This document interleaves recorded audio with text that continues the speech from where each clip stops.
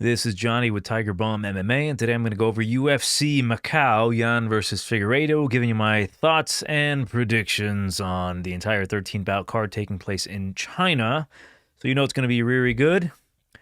All the Chinese fighters are pretty much stated to win.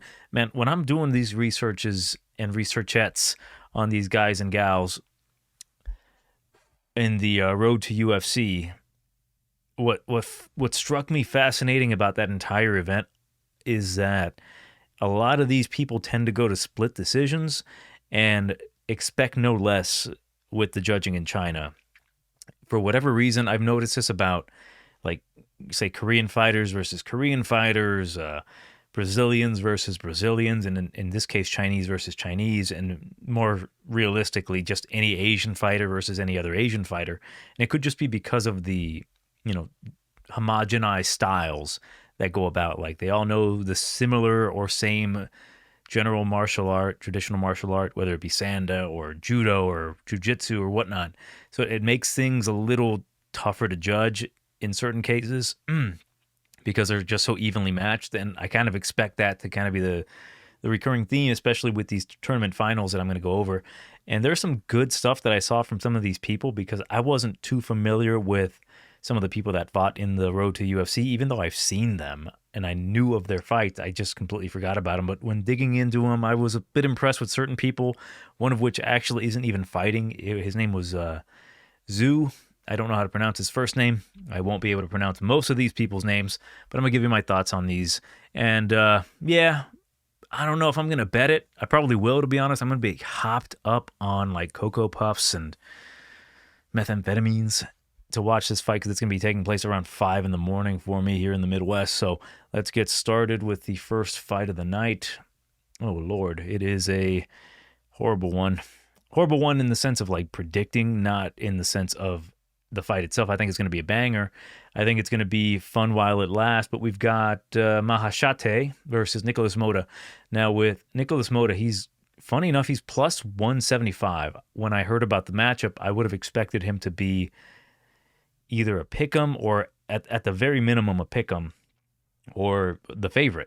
Not quite a favorite as Mahashate is, but I think the reasoning for it is because he's longer, he's taller, he's minus 210. That's stupid. He is younger. He's 6 foot tall with a 1-inch reach advantage. And let me just be frank, I think Nicholas Motta is the better fighter. I think he is better with the boxing. I think he's better with the kicks. I think his grappling is good.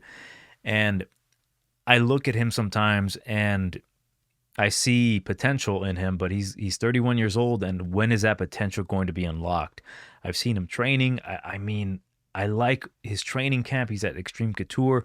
Not everyone flourishes at Extreme Couture, and his record kind of indicates that, but what I see from him is progress. I like what he has to bring to the table, his aggressiveness sometimes, but what I don't like about him is that he gets in his own way often, like the fight with Trey Ogden. And I'm not going to fault him for that fight. He snuck out of there without actually losing, even though, he lost. I actually had money on him. I believed in him from all the training that I saw about him. And I was just flabbergasted, like, dude, throw punches. Why are you letting this guy confuse you like that? But come to find out, Trey Ogden must have sold his soul. He must have been the guy who sold out James Krause to get whatever he wanted. I think, I don't know, at the time, Joe Biden must have given him like a wish, rubbed his head, and granted him a wish, and that wish is to be the shittiest best fighter in the planet, Trey Ogden. So I don't fault Motta for that. The issue is that he needs to go. When he gets in his own way, I think he overthinks things, and that's where Mahashate, who I don't think is all that great. I think just because you knock out Steve Garcia doesn't make you minus 210. Just because you beat, Gabriel Benitez in a close fight that I actually thought that he lost doesn't deserve you to be minus 210. But as long as he doesn't get knocked out, I think he can win this fight just using his length and his reach. And Motta is super live here, but I cannot pick him to win. I think, the fact that his eyes are not the same as Mahashate's are really going to be against him in this fight. So if this fight becomes close in any way where Mahashate might be getting outlanded, maybe his face is bloody, but he's still in it and he's doing enough activity, I think they will split decision his ass to a victory, because they don't want to, get these Chinese all fucking, pissed off. They revolutionize. So I'm gonna go with Mahashate. This is literally just a pick. I don't like betting this. I would not bet it. I rather bet Motta, but understanding that Motta may look like he's winning, but you will probably end up losing that bet. So you got to be careful with that. So if you want to place money on Motta, that's my thought on that. I think he's going to get screwed over. But yeah, my pick is going to be Mahashate, just because, I mean, he's a decent striker. I think he's long and tall. He's a little bit more active than Motta in my eyes. That's if Motta decides to just kind of be a shell of himself and just be in his shell. But I think just literally the fact that if Mahashate can stay conscious enough, I think he can do enough to just get the judge's victory. Next bout. Interesting bout here. We've got Long Xiao versus Quang Li. Now, Quang Bang Li, that is. He's plus 100. I thought he'd be the favorite. Come back on Long Xiao. He is minus 120. So you're going to hear this a lot from me when discussing these Chinese fighters. There are some Chinese fighters that blow you away. They're like, wow, their striking's amazing, or they have laser beams for hands, or their taekwondo's good, or they're just measured and they just seem to have a high ceiling. Long Xiao, to me, is just a serviceable fighter. He's a bantamweight. He's kind of big for the class. He's a little thick. Quang Li, Vietnamese, he definitely hits hard. I think I've been more impressed by him. The fact that he came in on short notice and he fought that guy with the kids, Gutierrez, on short notice and nearly beat Gutierrez as a big underdog was highly impressive. I like Lee in this spot. I think the power is going to translate. I think if his cardio holds up, he can definitely just do enough to win, maybe even get a knockout. Long Xiao, as I mentioned earlier in the beginning, like these guys end up going to split decisions, and that's really what he's all about. He doesn't do anything out of this world impressive. He is good enough at activity. He's good enough at stalling against the cage. I think he prefers to do that. He prefers to just kind of grapple you against the cage. But he doesn't do anything to solidify the rounds where he might be eating up control time, but he's losing in the significant moments. Like in his last fight against Ho Lee, he was eating a ton of knees to the body. And despite the fact that he was controlling the fight, he wasn't. He was just getting destroyed to the body. Like, you can't do that. The guy's got decent enough striking, decent enough grappling, decent enough get-up game. He's just decent enough, and I don't think that's enough to be in the UFC. A lot of these guys don't belong in the UFC. I think they're just giving them the opportunity for situations like this in Macau and China to highlight, hey, we're not racist, and hey, we want to diversify and get some of that Chinese market, but their Chinese fighters aren't remarkable. For Quang Li, he trains in the U.S. He trains with Sexy Mexi. I mean, there's just that added factor of wow with him. Obviously, he hits hard. They don't call him Bang for no reason. I seen this guy, similar to Long Xiao, a fight with, what was Silva, was it? What was his name? Sao Guerrero, I'll call him. He essentially lost that fight visually, but when I went back and watched it in the LFL, he was getting out grappled by this really stocky, jacked wrestler, and he was getting taken down, but he wouldn't give up position, and he would definitely try to win that fight. He was surprised that he won it. And when I'm thinking about how these judges might score, with the damage being the number one factor, just holding a guy against the cage or taking him down and doing no damage, that's not going to get you any wins. It's truly the damage that's going to really be the king here, and I think the damage will come from Lee. I think he's going to hit harder. He's going to land cleaner. Whether he gets a knockout or not, I do think that he will get the victory, which I think he is going to actually win this one by decision. I think Long Xiao, solid enough guy.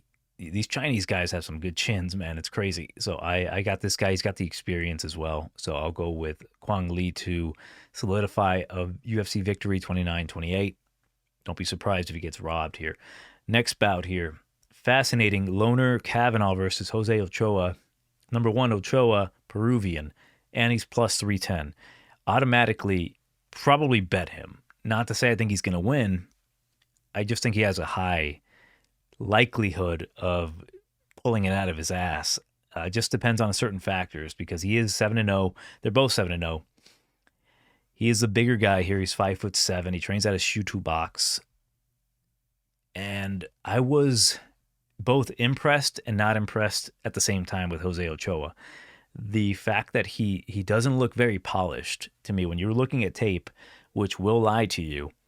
The guy is 7-0, and he doesn't look remarkable. He's slow. He's a bit awkward, but he does go forward. He does hit hard. Not, not like, oh my God, he's got massive power, but the dude is a typical Peruvian style fighter. These tough guys that, they work hard, they train hard, and they do whatever they can to get a victory. We just saw 309 with Yontop and Hoofy, where Hoofy, Yontop killed a ton of tickets, right? He took that nasty uppercut and he survived. These guys will do that. They will take an ass whooping and keep going forward. And him being the bigger guy here against Loner Kavanagh could come into play, right? Definitely comes from a good camp. He can just overwhelm you with his style and pressure, similar to how Yontop did to Hoofy in the third round, where he wasn't dominating the dude, but you can definitely tell he was going to win that round. For Kavanagh, he's going to be the smaller guy, but the more dynamic of the two. He is going to be faster. He's going to be the one with the nicer, flashier striking.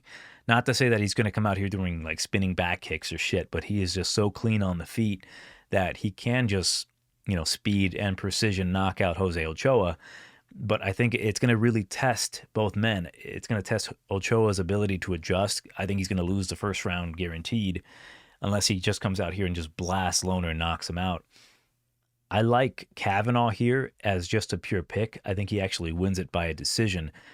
I'm leaning decision because I think Ochoa is tough enough. He trains a shoot to a box. They're getting their asses beat all the time. They know how to recover. Ochoa, I forget what is his ranking in jiu-jitsu. I think he is belted. Let me make sure. I don't have that information. But frankly, I do think there's value on him. Plus 310. I've seen crazier things. 2 undefeated guys. Kavanagh making his UFC debut in his, I think, mom's home country. I like Kavanagh a lot. I think he just might be a little undersized here versus Ochoa, who is definitely a bigger flyweight at 5'7". I want to see them face off, but the way I see it happening, the way I'm picking Kavanagh is that he is going to be just the more technical, cleaner striker, landing at a higher rate, not getting touched, just putting on a defensive clinic. It's just, will he be able to withstand that and keep that cardio up for the 3 rounds when Ochoa's eating everything and just bum rushing him? That's why I'm so intrigued if, say, we see a Jonathan Martinez round number 3 style ass whooping where he's got it in the bag, but in this case he doesn't have stupid, rotten bird brain like Martinez versus McGee, and Ochoa actually gets the job done. So I am going to go with Kavanagh by decision. Again, I would not bet Kavanagh at minus 395. That is just it. I know you've seen the knockout on the Contender Series versus another Asian dude. Don't go about that. I don't think it's. I think these odds are ridiculous. I would line it more minus 200 for Kavanagh. I do think that, like, if I'm being honest with casual gamblers, they will see the minus 395, similar to like a Bellator card, and they'll see like Mokhambikov Turinifov minus 380, and they'll be like, well, he should win versus this like generic Eric Erickson. And then you find out that this guy whose name I just said and I can't remember fucking sucks, and he's just being overvalued just to steal your money. I get that feeling here. I think it's a trap, so I will stay away from Kavanagh. Next bout, we've got Carlos Hernandez versus Nyamjergal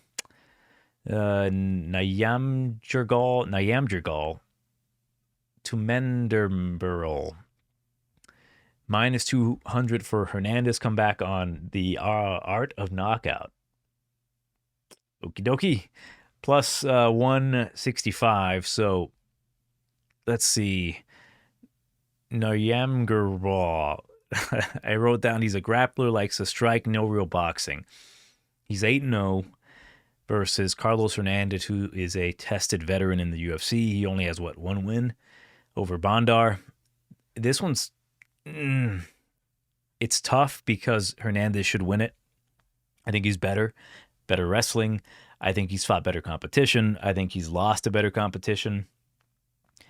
I don't think that Noryam Jargal, it's fucking hard, is all that technical when it comes to the boxing for Hernandez. I don't think his wrestling is anything all that impressive. It would take a massive, massive stunt for Hernandez to really lose this, but Hernandez isn't necessarily the best at beating Asian fighters. So I don't know if he's just afraid of them or what happened to him as a kid when he went to like the bodega and they like, I don't know, they accused him of stealing because he's a dirty little Mexican. I don't know. I have no idea. But ultimately, I think Hernandez will win this one by a decision. It's going to be a lot of decisions in my opinion. I think it's, we'll see with the new old gloves coming back if that changes anything. But I think Hernandez is just better. I wouldn't bet him either. Like, I don't think this is a very good card for betting. There was one underdog that I liked. Again, it was Zhu. I think he might be brothers with Rong Zhu or cousins or something. I know they trained together, but that dude had to pull out. Not too impressed by this one, but we'll see what Hernandez can do. Next bout, we have got Yao Kan Feng versus Ming Shi. I was impressed with both ladies to an extent. I like the 10-2 record of Feng. I think she uses her height very well. She is 6'7". She's 66-inch reach. She is very physical. She's not afraid to take girls down and pound them out. She's not afraid to just kind of keep it at distance. I think her striking's good. She comes from a Sanda background herself. As for Ming Shi, the doctor, she is literally a doctor. I actually was very impressed by Ming Shi. Not so impressed that I think she's going to win the fight. I'll get back to Feng in a second, but I wanted to talk about the doctor here. Fucking awesome, right? I like her style. I like she's got a Taekwondo background. She's very scrappy. Like these Chinese girl fighters, they are like a different breed. Like they have similar qualities that they just don't allow themselves to get taken down or held down. They have the striking background. And in this case, she's smart. And she walks out to the Guile theme song from Street Fighter 2. So it's like, damn, if you need a green card, call your boy. But I like the girl. She's a little savage in her fights in the road to UFC. She practically knocked out a girl with a head kick that was essentially stifled and became a knee. She's very tricky, this girl, but she is definitely undersized, and she's fighting at 115. She's fighting a giant at the division, 5'7". I unfortunately think, as much as I like Ming Shi, I think she's going to be a fun fighter to kind of keep an eye on. I don't think they will bring her back unless she makes it a close fight, which she has done in the road to UFC against that Mulan, Dong over here. She beat Dong up a little bit. She dog walked Dong. She just was, damn. I almost said something about her eating Dong, but then I'm like, well, she's Asian. I mentioned dog earlier. I rather not. But anyways, she did beat Dong as a significant underdog. She was practically like the same, minus or plus 3 something or plus 240 or so, which she is now. I think Feng at minus 300, I think she is going to win. The only issue is that the pitbull nature of Shi, will she be able to make it a closer fight? Ultimately, though, if Feng gets on top of her, I don't think she's going to be able to get back up. I think Feng's physicality and top control is going to be good enough to either keep her there and pound her out, or I don't know if she's going to be able to knock her out. I like the movement of Ming Shi. She moves side to side a lot. Feng kind of likes to stay on the outside and pick her shots, but I will go with Feng by a decision. You know, if you want to add her to a parlay, I'm not going to fault you for that, but it might be a sweat. So I will go Feng by a decision. Moving on, we've got Kiru Shahota versus Donghoon Choi. And this one, you know, I looked at the odds and I'm trying to see if there's any value on the underdog at plus 130 for Shahota, and there could be, but ultimately I am leaning towards Dong Hoon Choi, the Korean fighter, because a few reasons, right? I'm watching him fight, and in his last fight against Angad Bisht, who is, quite frankly, from my eyes, the best Indian fighter I've ever seen, mostly because he's incredibly jacked. And the fact that he's finding protein in India is ridiculous, right? It's like, wow, where are you getting this protein from? But I seen this guy get hurt early. He fought through adversity. He had his nose busted in that fight. He got caught with a beautiful counter right hand, and he persevered and he pulled through it. For an undefeated fighter, that's the kind of shit I want to see. Like a kid that is not going to panic. Like he clearly knows he's not going to win that first round, but he maintains his composure and he seems to do that well. I like this kid a lot. Like he's got a judo background and a sambo background, so he's a very good grappler. He can keep it on the feet. He can take it to the ground. And against Shahota, Shahota is kind of your prototypical British boxer, kickboxer style, even though he is Indian himself. And what I do appreciate about Shahota here, he's going to have a 5-inch reach or height advantage. He's going to have about an 8.5-inch reach advantage, which he tends to use pretty well. But as I was mentioning, what I find impressive about him, that he is 5'10" at flyweight. So he uses starvation as not a crutch, but he uses starvation as a method to, fight at a lower weight class. I don't know how often he's going to continue to fight at 125. He's a big dude. He is similar to like a Jai Herbert, that he is got some good boxing, not really much power in the punches. He uses knees well, good takedown defense, so he can pull this out of his ass. I don't think it is like a huge upset if he were to lose. Clearly, the odds don't indicate that, but I worry about this guy because of what I mentioned. Like he's just very skinny. There's ways to beat this guy. I've seen him get knocked, not out, but TKO'd standing. And Dong Hoon Choi, I think he's got enough power to hurt him. I think he has the tricks and the trips to get him to the ground and control him. This one's tough on paper, but I like the Dong Hoon Choi side. I like the ceiling on him. I like the fact that he, clearly undefeated. The guy is a double champion, I believe, in a different organization. I have no idea. Shahota, I'm just not sold on him. I think he's a knockout waiting to happen, like a bad one. I don't know if it'll be here. The issue primarily with him is that he doesn't often move his head. It only goes front and back most often. So if you're throwing punches, he likes to disengage by moving his head back. And in those occasions, I think Dong Hoon Choi can take him down. He is hard to take down, especially if you get him against a cage, similar to like Leon Edwards. But I'm very intrigued in seeing how Dong Hoon Choi solves this puzzle. Again, I like the kid. He's 25 years old.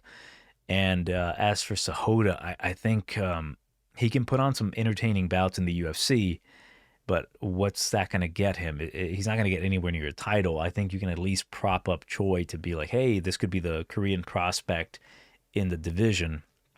So I'm going to go with Choi by a decision. But again, I don't like the odds on this one. I'd rather stay away from it. Like minus 155 on a guy that can lose a split decision to Shahota, who has done that in the road to UFC. A fight that I 100% think he lost, and that was against Yin, who was another grappler. I thought he lost that fight, but, just getting back up and throwing some punches at some times will get you that win.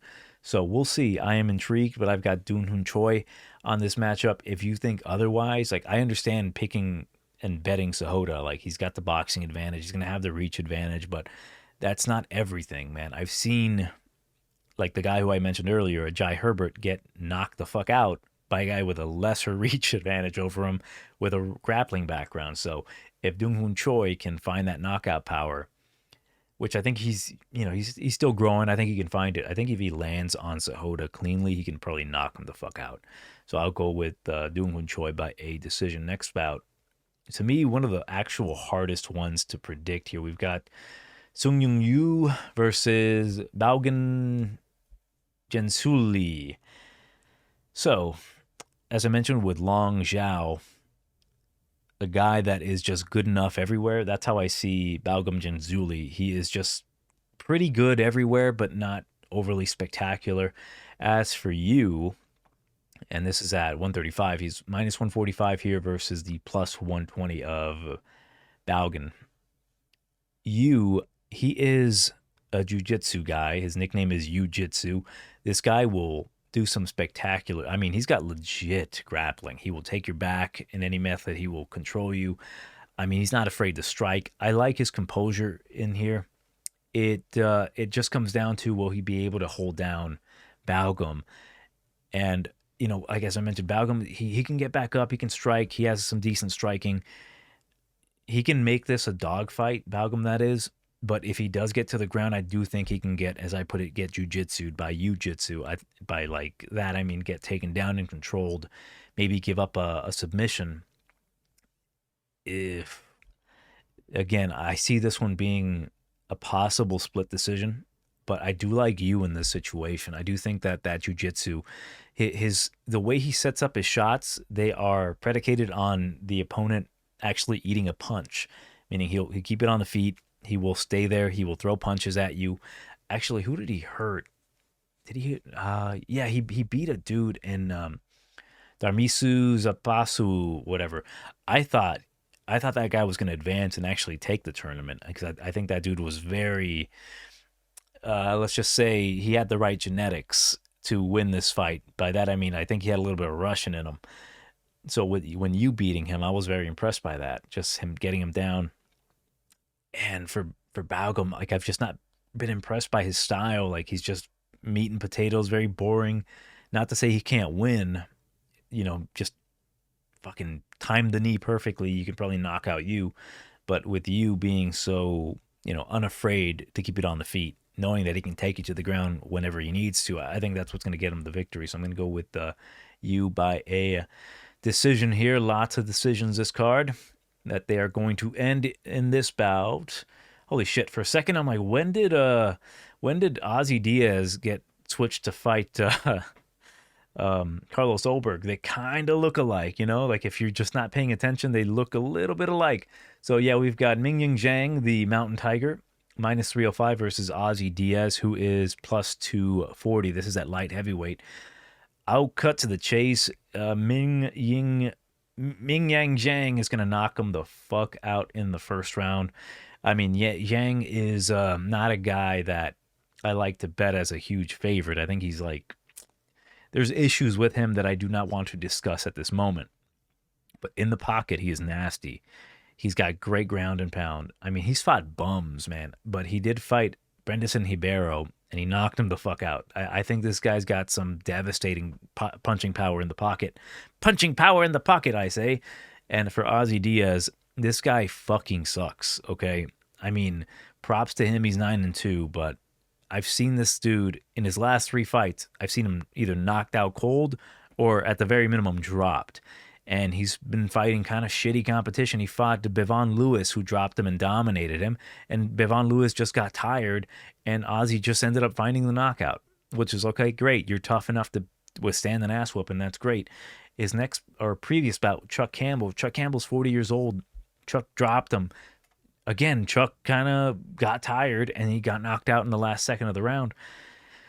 And his previous fight before that was against Joe Pyfer, and Joe Pyfer fucking destroyed him, and that was at middleweight.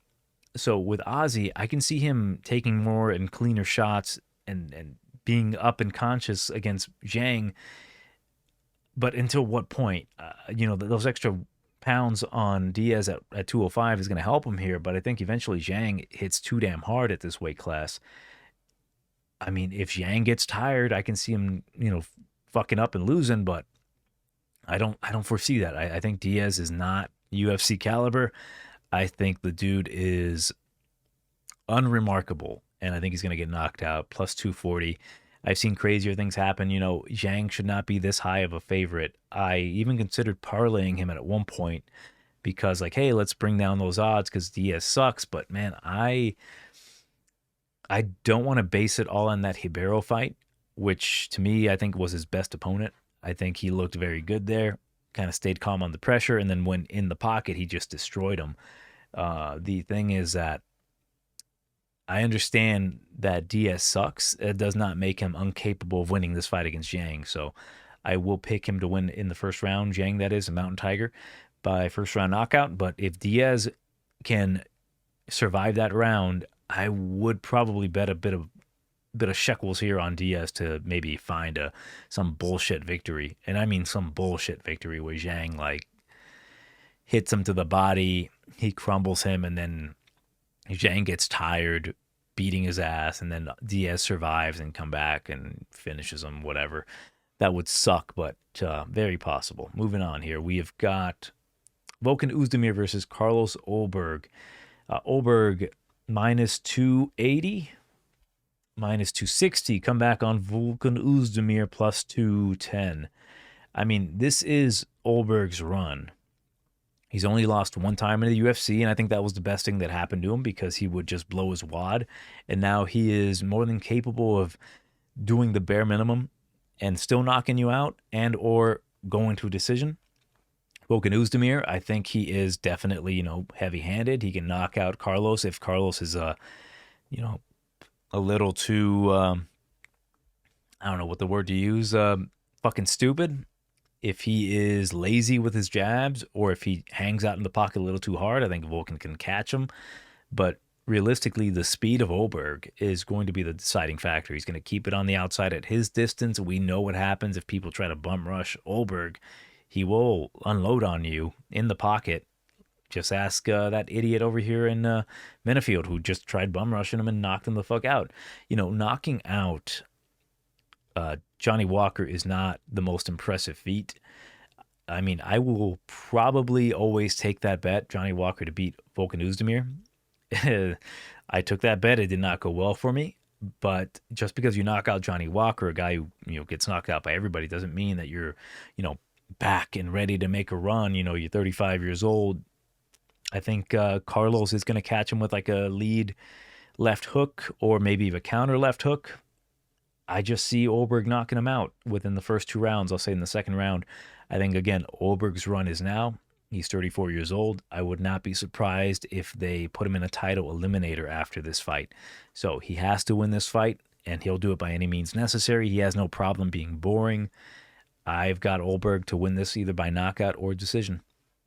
Next bout, we've got Kong Wang versus 650. What did I say? Kong Wang versus Gabriela Fernandes. I saw the odds. I'm like, minus 650. Holy shit. Those odds suck for a 6-0 fighter. I know, oh my God, Kong Wang's got an extensive kickboxing record. I don't give a fuck about that. She's 6-0 versus Gabby Fernandes, who I don't think is very good. And she did get kind of schooled by a rookie in her last fight against Judice and Carly Judice.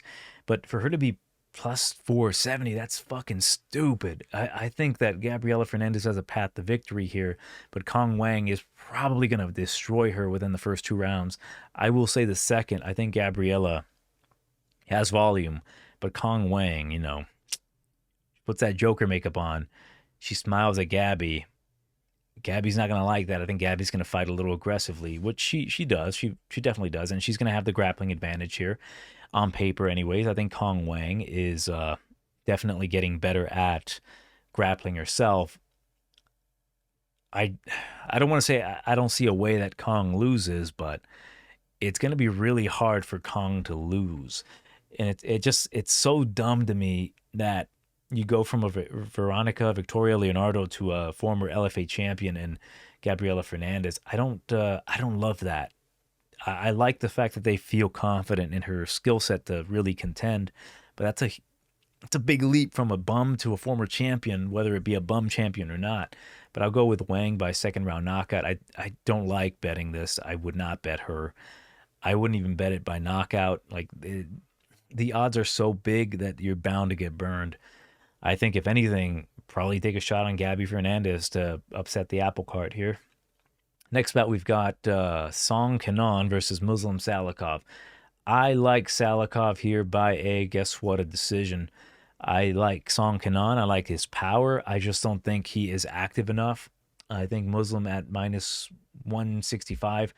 It's not great to bet on a 40-year-old welterweight, especially against Song Kenan, a guy who has good power, but if Muslim can just stay active, not get tired, mix in some takedowns if needed, I think he can win this one pretty easily. I think he can cruise to a decision, maybe even catch Song Kenan with a spinning back kick or something. But ultimately, I think he's gonna play it safe and get this decision win. I mean, Song Kenan, he hits hard, but he's not active enough. Doesn't throw enough. Even against Ricky Glenn, there were moments there where I'm like, dude, you're gonna let Ricky Glenn steal this round, and I wasn't a fan of that. So give me Muslim Salikhov just to be the higher IQ fighter here, a guy who knows he's at the end of his run, a guy who knows he is not as athletic or has the same kind of durability. I expect Muslim to kind of pull every trick that he has out of his ass to get this decision win. Next about co-main event, we've got Yan Xiaonan versus Tabitha Ricci. And we've got Yan Xiaonan as minus 205. Come back on Ricci. She is plus 170. So what do we know about both ladies? Striking background for Yan. She's 36 years old. She's going to have the 4-inch height advantage and a 2-inch reach advantage. Tabitha Ricci, jiu-jitsu, judo background. Boxing is getting a little bit better. A little bit more competent on the feet, I would say, but not enough to defeat a girl like Yan Xiaonan with the side kicks and just the accuracy and the ferocity. I am going to go with Yan Xiaonan here to actually get a finish within the first 2 rounds. I think that after the fight with Weili Zhang, Yan Xiaonan definitely needs a definitive moment to get her back in talks to a title contender, whether it be with, say, I don't think they've announced anything with Weili Zhang, but it would not be out of the world to have another Yan Xiaonan versus Weili Zhang rematch. For Tabitha Ricci, I have never truly been impressed with her. I think she is a boring fighter. I think as of late, she's been kind of getting a little bit more of my respect. The fact that she's more willing to strike with girls. But man, you're going to decisions with Angela Hill. I mean, Angela's gotten better. I thought Angela beat her. I also thought that Tisha Pennington beat her. I think the length, the speed, the power, the accuracy, and the improved takedown defense of Yan Xiaonan is going to get her this victory. I think with Tabitha, if you get her just right, and what I mean is if you can land a quick strike on her, I think you can definitely stun her enough to make her react poorly. I think that her game plan typically is go for the takedown, kind of neutralize girls. She's getting stronger for a smaller Brazilian chick. I mean, I look at her and I think she is the female version of Paulo Costa, not in the sense of power or technique or skill, but in jaw structure. So for people to be simping over her, I don't understand it. I mean, some deep-rooted homosexual tendencies in you boys. I mean, sure, she's got a great ass, but probably Costa does too. So if you're connecting one and one together, go jerk off to Costa. Anyways, enough of my ranting about Tabitha Ricci. I think Yan Xiaonan is going to, as much as I hate the odds here, I think it should be a little bit closer just so I can actually bet it. I think that she's going to win this bout. I think she needs to get a finish here, and I think that Tabitha Ricci is a good name to finish to kind of get back in that title contention. So I'm going to go with Yan Xiaonan. I think she's going to land those side kicks. I think eventually when Tabitha's trying to close that distance, she's going to land something on her. And, with Yan Xiaonan training out of Team Alpha Male, you might think, well, fuck, Weili Zhang took her down and dominated her. Yeah, that's Yan Xiaonan, the fucking champion. She's on the finest Chinese steroids, okay? If these dudes can fucking cause a pandemic and no one look at them in the wrong way and have people actually say, hey, you can't say that about China, I'm pretty sure they can come up with a perfect, masking agent to give to Weili Zhang. So, anyways, I'll go with Yan Xiaonan to get this one by a knockout using her preferred masking agent. Next bout, and the main event here, we've got Peter Yan. He's going to win because of his last name, versus Davis and Figueiredo. Minus 340 for No Mercy. Yan come back on Davis and Figueiredo, plus 265. Now, I've been picking against Figueiredo at 135 since the beginning. I thought, Rob Font's going to be able to use his reach. Did not work. Got dominated. Oh, Cody, former champion. Cody's looking good with the boxing. Made Davison become a grappler out of nowhere. Gets choked out. I'm like, fuck. All right, next time I'm I'm like, who's next? Who was next? Oh, Marlon Vera. We got this, baby. Cheeto, go fuck him up. Cheeto gets dropped for the first time ever in his career by Davis and Figueiredo. And I can't stress this enough. I think Davison's going to lose this fight. It's a 5-round fight.